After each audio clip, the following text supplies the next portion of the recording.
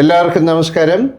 നാദൃഷയുടെ അഭാവത്തിൽ ഈ ഷോ ഞാനാണ് ഇന്ന് ആങ്കർ ചെയ്യുന്നത്. വളരെ നല്ലൊരു ദിവസമാണ്. ഈ ദിവസത്തിലെ വളരെ നല്ലൊരു ഗായിക, എല്ലാവർക്കും ഇഷ്ടപ്പെട്ടുള്ള ഒരു കലാകാരി നമ്മുടെ കൂടെയുണ്ട്. വൈക്കം വിജയലക്ഷ്മി. നമസ്കാരം. നമസ്കാരം. സന്തോഷം. എന്തൊക്കെയുണ്ട്? അങ്ങനെ പോകുന്നു. ഒരുപാട് പരിപാടിയൊക്കെ ഇപ്പൊ ഉത്സവ സീസണുകളാണ്. ഞാൻ കുറെ പരിപാടികളൊക്കെ കാണാറുണ്ട്. പല അമ്പലങ്ങളിലൊക്കെ പാടുന്നതൊക്കെ കാണാറുണ്ട്. അല്ല, ഞാൻ ശ്രദ്ധിച്ചിട്ടുള്ള ഒരു കാര്യം എന്ന് വെച്ചാൽ പല ആളുകളും സ്റ്റേജിൽ ലൈവായിട്ട് പാടുമ്പോൾ വേറെ ഇതിലായിരിക്കും, റെക്കോർഡിങ്ങിൽ വേറെ ആയിരിക്കും, സ്റ്റേജിൽ വേറെ ആയിരിക്കും. പക്ഷേ വൈക്കം വിജയലക്ഷ്മി പാടുമ്പോൾ ആ റെക്കോർഡിങ്ങിൽ എങ്ങനെയാണോ അതുപോലെ തന്നെയാണ് പാടുന്നത്. വളരെ നന്നായിട്ട് പാടുന്നുണ്ട്. അല്ല, എൻ്റെ ഏതെങ്കിലും ഒരു സിനിമയിലൊരു പാട്ട്, നല്ലൊരു സിനിമ.